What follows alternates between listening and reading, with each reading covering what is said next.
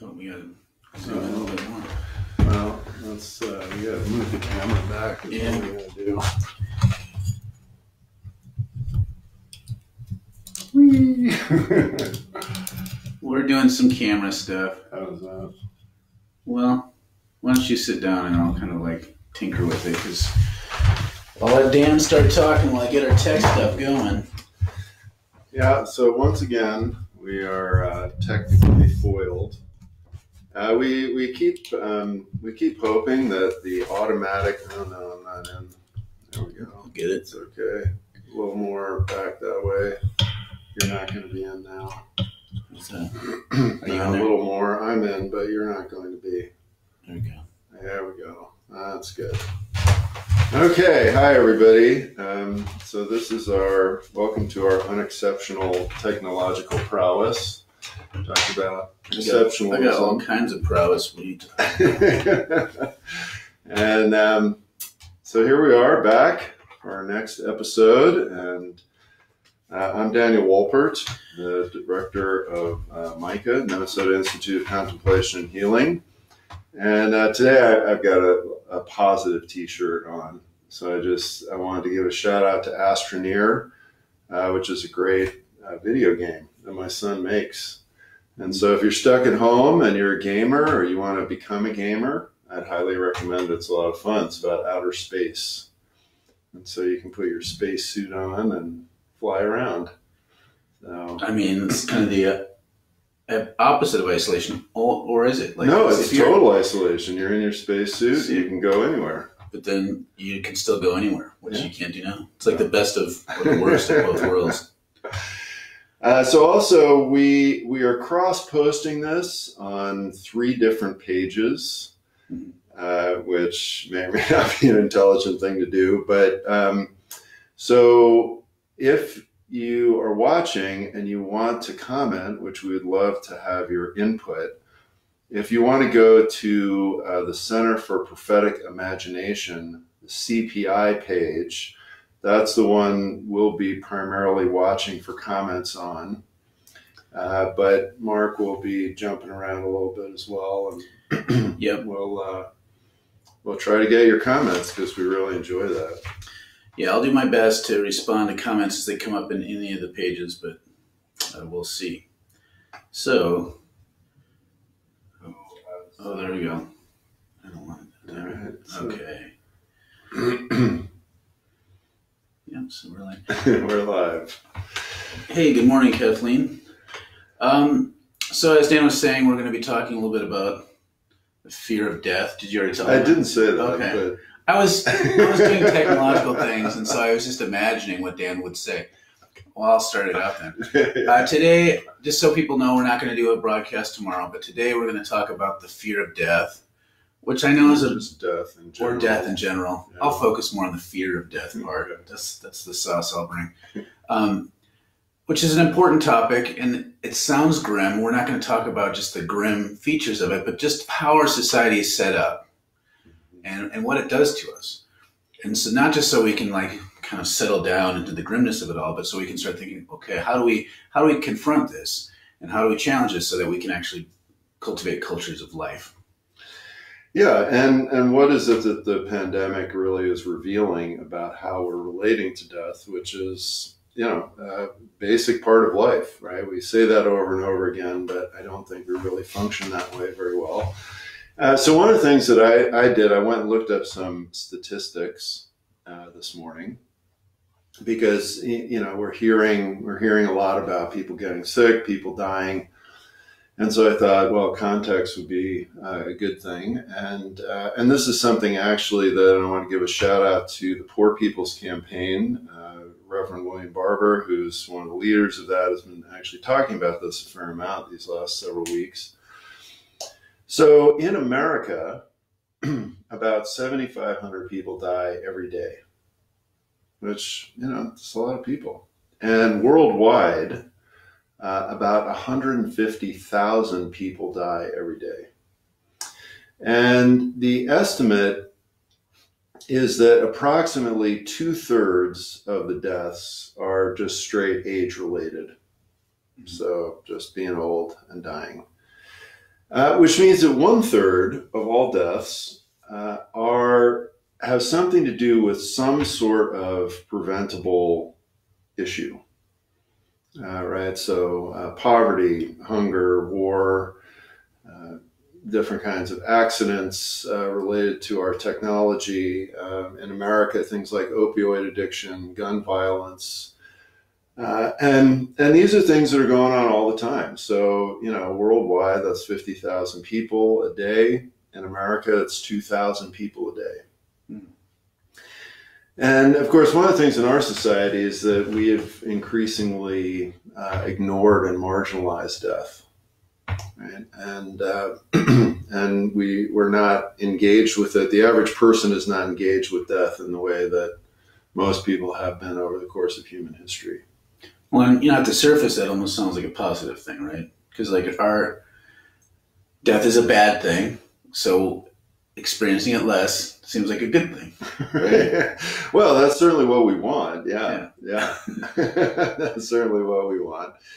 But then, so one of the things, though, is that this pandemic, in many ways, has kind of thrown death back in our face, right? Because we're hearing this all the time. We're hearing these huge numbers of people that might die. We're trying to social isolate to avoid that, to do all these things. And so now, kind of out of the shadows and out of the hiding, death is jumped back into our faces. And we're not very happy about that. No, and I think one of the things that's interesting about, it makes sense that our society in some way would be based around the avoidance of death. Like that kind of impulse is natural. Like nobody wants to die, and you don't like being around it, right? That's the thing. So if you could spare yourself the experience of having loved ones die, you would do that. But we've kind of pathologized that in our culture. Like I've noticed this with the way different cultures do funerals. I had a family. Some friends of ours, their father passed away recently from a Latin American country, and there was much more of an engagement and embrace. Even the way I grew up, there was more of that. But now, like, you hardly ever maybe even see the body. It's in a funeral home. All these sorts of things create this distance, but it's not actually responding to death. It's not actually bringing life. It's just avoiding the experience, the unpleasant experience of it. And so when that becomes pathologized, and you avoid it, like all of a sudden you get into this culture of hiding death, which I think is really where it starts getting toxic. Oh, yeah. Well, yeah, because it can't be avoided, right? So I mean, it's this very unhealthy level of denial. And it's interesting, in the spiritual life, the instruction really was exactly the opposite. That one particular teaching coming out of the Christian tradition is that every time the community was to go into prayer, you were supposed to bring to mind your mortality, right? And that would really help you to not only focus on the present and the presence of God, but also focus on the reality of being a creature and being mortal. And that's actually a very positive and helpful spiritual thing. Now, of course, again, this is something that is, most people in our culture would think that that's crazy. Yeah, just anytime people want to jump in with this, I know this is still kind of abstract, and I think we're going to get to the kind of where the rubber meets the road here as we keep talking. But one of the things that I think is problematic with this, and this is like, I don't know why I like obscure things maybe, but my favorite theological books tend to be out of print, and I'm finding a lot of the stuff, the things we're thinking about now. Some of my favorite theologians, like Dorothy Sola, has spent a lot of time talking about in her book Suffering. She talks about how we in the kind of middle class consciousness in our society has cultivated apathy, like this avoidance of suffering, which to me is tied in with this avoidance of death. Yeah. And when you have that avoidance of suffering, you actually can't experience the full range of life. And so it creates this sort of disconnection. In particular, this is where we see it playing in now, is the opposite of apathy or the avoidance of suffering is compassion, to suffer with people. If you have this whole society based around hiding death, so like we don't want children in our society like being sweatshop laborers, but as long as it's happening somewhere else and I don't have to look at it, well, that sort of mentality writ large. Right. When that happens, then you can't be present to the suffering of others if you're pathologically avoiding the suffering of others, and it creates this inhumane society where the only time you respond to something is when it's in your face, right. And that's usually when it's too late to really help help a lot. It's just kind of too late. Well, yeah, and again, this is what the Poor People's Campaign folks have been talking about, right? Is so if tens of thousands of people die in our country every year, every month, from poverty-related issues, why are we not stopping our society to change that? Why are we not horrified by that? Why are we not saying, oh, this is the worst thing in the world? We've got to do everything possible. We have to have a $2 trillion economic stimulus package. We have to change the way we live every day because this is a terrible thing that people are dying of these avoidable illnesses and issues and conditions to change that. And the truth is that we don't do that at all. And in fact, we've constructed society in a way that number of people can die all the time, and the rest of the world just goes on. And it's a factored in thing. Like this is, when you say this stuff out loud, it just sounds like you're being cynical, but it's true. Like our businesses factor in death as part of the economic bottom line all the time. And this is just to tie in, and there's one comment from Kathleen that I think ties in a little bit with our current president.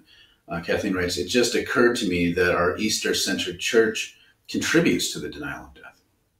I mean, there's a way in which resurrection can be understood as a rejection of death or the transformation of it. But like, I guess we don't really get theological necessarily in Easter that much. But Donald Trump recently has said he wants the economy to be rip-roaring by Easter, which maybe you could just let that sit there. But to me, that sounds like a profoundly theological statement coming from the president about what he thinks life is.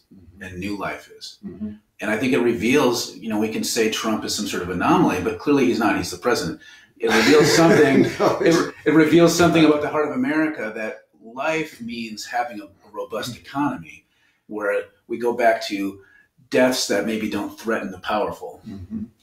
Well, and life being a particular type of robust economy, right? I mean, I hope that people are coming to understand more clearly, when Trump and the class that he represents, and again, it's not just Trump, right? So Trump and the class that he represents, when they talk about wanting to get people back to work, what they're really talking about is we want our stock prices back up because we've lost a boatload of money with the stock market tanking. Our net worth is way down. We're worried about our dividends and things being way down. And, we want people to get back to work at their low wage kinds of jobs so that we can be restored. And so again, it's that kind of economy is extremely death dealing. But again, day in and day out in our society, we have just sort of factored that in and we call that normal. And I think what Kathleen is commenting on is absolutely right. And in the church world, this is talked about all the time, that people want Easter without Good Friday. Right? So everybody comes to church with their families looking great on Easter. If you have a Good Friday service, you're lucky if you get 2 or 3 people that show up. That's right. And in fact, in some church traditions, they've totally gotten away from any kind of Holy Week services. They even do Palm Passion Sunday, right? The Sunday before Easter, where they kind of cover the whole story, and then want to get right onto Easter. So, right. I mean, the Easter story is full of the death that the world mets out. But yeah, we want to ignore that, and we just want to jump right into the good part with the bunnies. Don't get me wrong, I love bunnies, but I don't know why they're there really. That story. I'm wondering if it might be good, since we're kind of at the halfway mark. I noticed that in one of the pages that Catherine Parent is watching, and I think it's interesting as maybe a way of shifting to like what it means to have a healthy relationship with death, if there is such a thing. I think there is how she brought up the tradition, like I think maybe Norwegian way that art was used to process and still process the experience of the plague in Norway. Plague art. Yeah, maybe you can, if you're watching, Catherine, I want to post that different woodcut art, but then also there's plague figures that are kind of part of folk history that are like sewn into the standard sweater patterns of, Catherine has a sweater, I think, of this figure from Norwegian folk history that's like a plague figure, a way of just remembering. Mm-hmm. And it's not just in America, the way we remember the dead is only in places, for the most part, is soldiers, because their death did something for us. It's like they were a sacrifice. Mm-hmm. But I have noticed, like in other places, the experience of death is pushed a little further away, or isn't pushed as far away. And so you can see memorials to people who died in famines and things like that. And we don't really honor the dead that way. Mm-hmm. Not as much. Yeah. So I'm noticing, I think it's very interesting how many fewer comments we're getting today. Let's talk about death. And so I don't know if that's just because people are watching and nobody's watching, or if it relates to the topic. But I do find that just an interesting thing to notice. I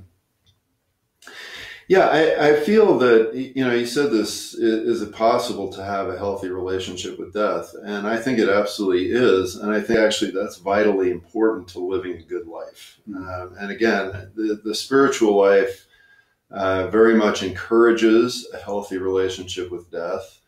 And also, again, I think when we're talking about then what kind of just society do we want to develop? Without a healthy awareness and relationship with death and dying, which, as you said, brings up this compassion and actually caring for others.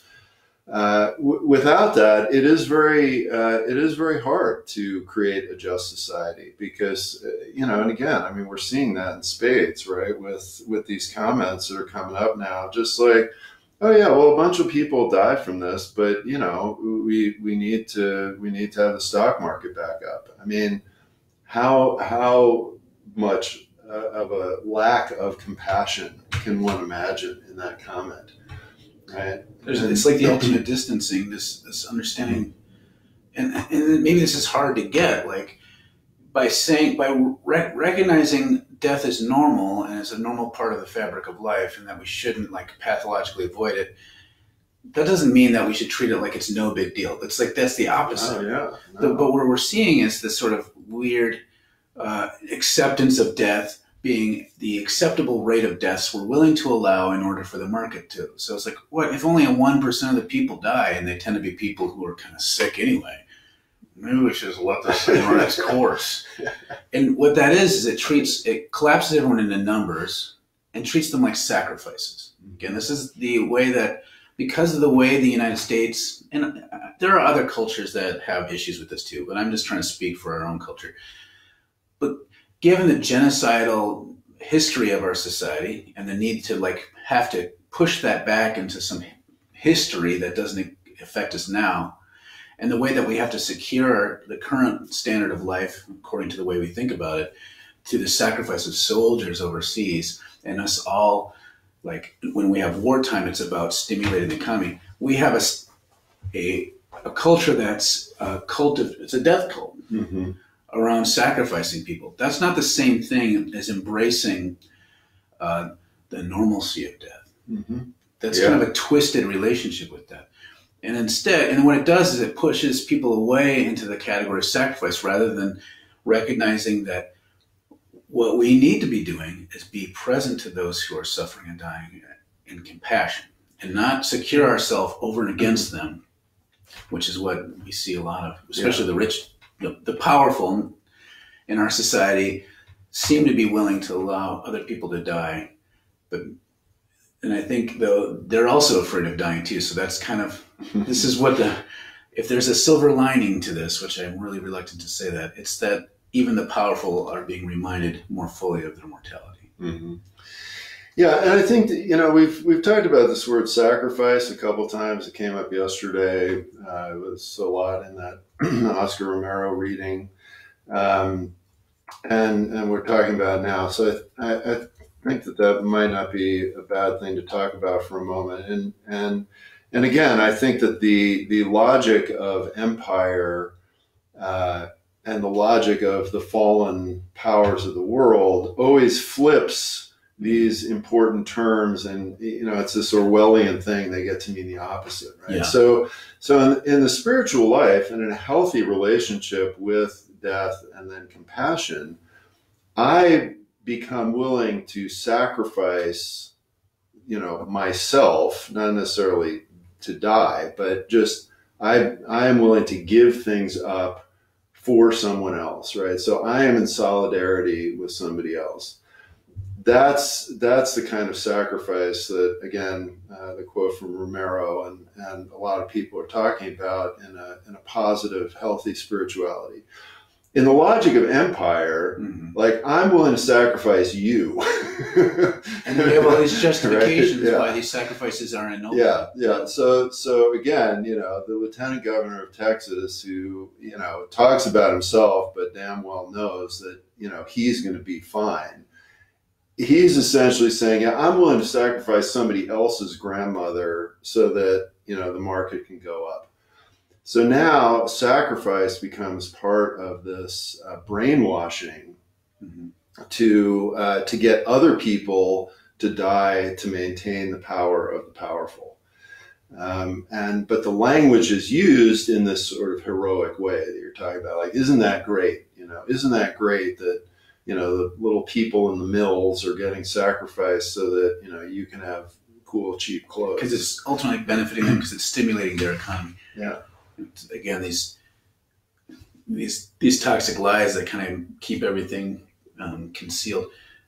A few comments here. Kathleen wrote that Sola said that sin is treating people like interchangeable parts. This is kind of underscoring what I'm talking about. And Simone Weil, her definition of oppression is when we turn people into objects. And this is kind of what happens. Like, I don't think, even the way the ultimate in our society is soldiers who die.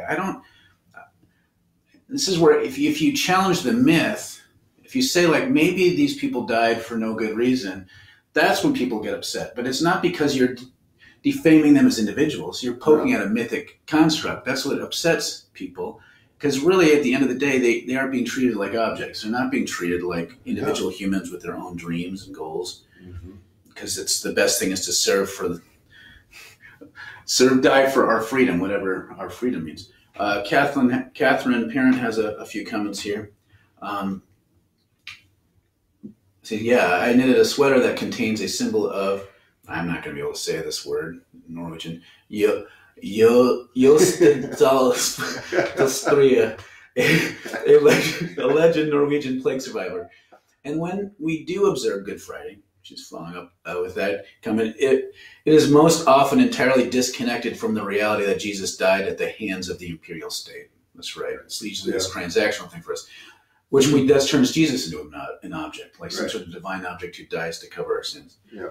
Those of us who experience death, pain, are encouraged to interpret it as personal and spiritually individual rather than collective, systemic. Right. Yeah, and then yes, womenist theologians have a lot to say about the problems of our dominant theology of death as martyrdom, sacrifice, atonement, and how it normalizes the exploitation and murder of women in color. And that's again the thing, like this, even this language of taking my cross and maybe sacrificing for others. We often they put that on other people, and so it turns self-sacrifices can be really toxic too. Like, I don't want to just heroize that.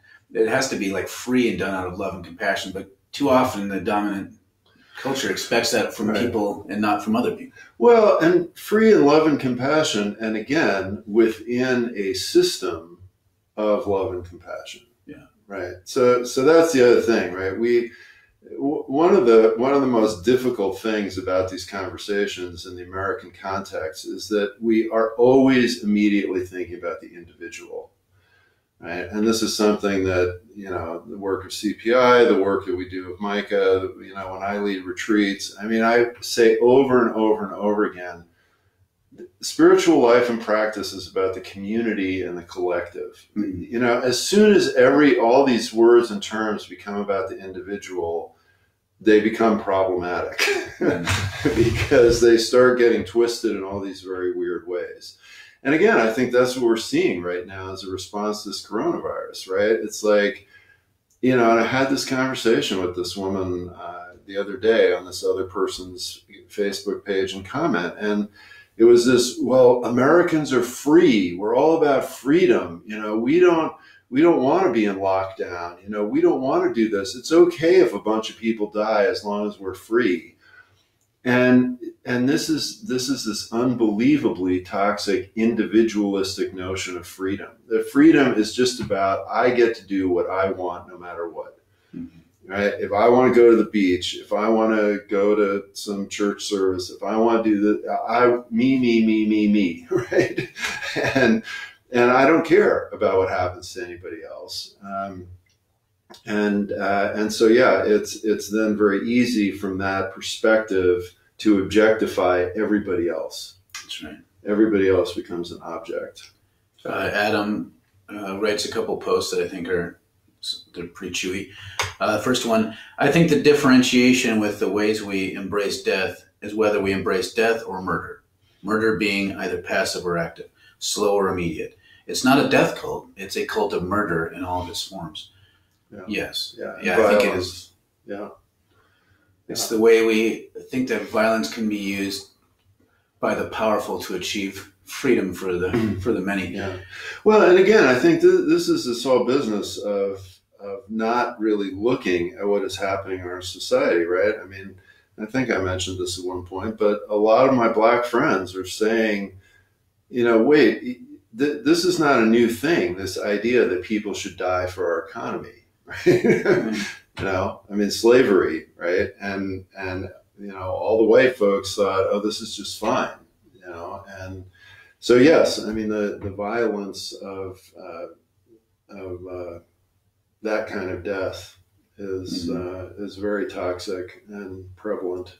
Yeah, we just have categories of people who we are the acceptable sufferers, where there's not much you can do about it. We're invisibilized, and so we either have to have a rationale, or we just try to every time there's a story, they barely ever make it past the barrage of filters these days. But you hear of someone dying in some sort of factory situation where they only, they have to work 12 hours a day and they only get a 15-minute break during the middle of it. Like these sorts of scenarios where people are being overworked and then die.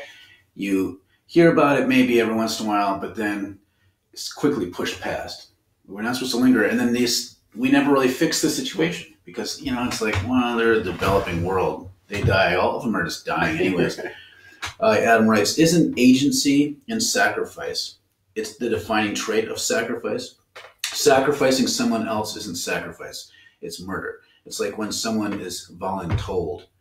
I've never heard the term voluntold before. Yeah. That's a good one. But yeah, I don't think this is the thing where with all this, the way that Christian theology and other theologies and ways of talking about it, ethics have been stripped down to being about pressuring individuals to make good ethical choices, the whole idea of self-sacrifice gets twisted. Right. Yeah. Oh yeah, absolutely. Yeah, and I do think, and I don't know if it was Catherine or Kathleen, bringing up the whole thing, particularly in relation to women, right, where that's been completely twisted around to say, oh yeah, if you're being abused as a wife, that's your cross to bear and sacrifice. And yeah, I mean, it's just severely toxic, ill theology. Right now, just to kind of bring it back to the pandemic. The way this stuff is playing out is there's almost an encouraged selfishness. This is where I don't think that somehow Americans, particularly like I don't think white Americans, just focus on the archetype of the selfish American, the white American. It's not like they're intrinsically or we're intrinsically this way. This is how the system is built, is to encourage a type of willing to let other people suffer for our benefit. And the way it's playing out now is this willingness to be like, I don't know, it's hard to know exactly how much hoarding is really going on, right? But this idea of as long as I can take care of me and mine, I'm just going to ignore this other stuff. I'm going to lack compassion. I'm going to avoid the suffering of other people and just do what I need to do to survive. And this is where I think this sort of pathological fear of death is coming out now with this. It's coming in all these weird ways. Like whoever has power to sacrifice others' well-being for their own benefit in a kind of a culture of pathologized fear of death is going to like just let other people do the suffering for them. It's just going to happen unless we proactively counter that with compassion, or just perfect love casts out fear. Right. Yeah. And so, I mean, as we're wrapping up now, I think, and this is going to lead into what we're going to talk about on Friday. So tomorrow we are not going to do a broadcast, but we'll be back on Friday. And I think that the whole issue that has arisen in a lot of quarters about this, what are things going to be like after this? Are we just going to go back to the way things were, exactly the same? Which, of course, is going to be a tremendous pull to do that, and that probably is largely what will happen. Or are there going to be people, places, communities that really even double down on doing something different? And I think that, again, in the spiritual traditions, the reality of death, the reality of our fragile humanity, as we engage that in community, really creates the possibility of life-giving, just communities. And so, I would encourage us, as we're bumping back up against our fear of death and the reality of death in a different way than we were bumping up against it a couple months ago. I would really encourage us to meditate on that and to say, okay, recognizing this fact of our mortality, how do we want to be with others in the world in a different way, in a way that's more healthy and life-giving? Yeah, the last couple of comments I'll read, and then we'll close. Yeah. Adam again writes, our views of what self-sacrifice is absolutely toxic. People we've lost in movement work didn't sacrifice themselves. They did the work they were called to and were pushed and made an example of. That's not the same as self-sacrifice. Yeah, and again, I struggle with this, like this idea that somehow I have to self-martyr. Like I did a lot of shows.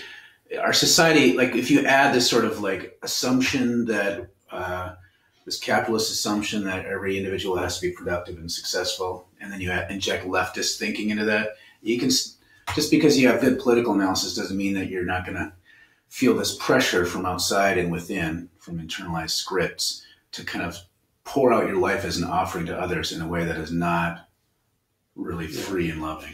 And it's hard to know what free and loving is if you've grown up in a culture where you don't really get to experience it much. So it's easy for it to become toxic real quick. And it's been toxic in my life. Yeah. I think that spiritual self-sacrifice is much more ordinary and down to earth rather than heroic. Mm-hmm.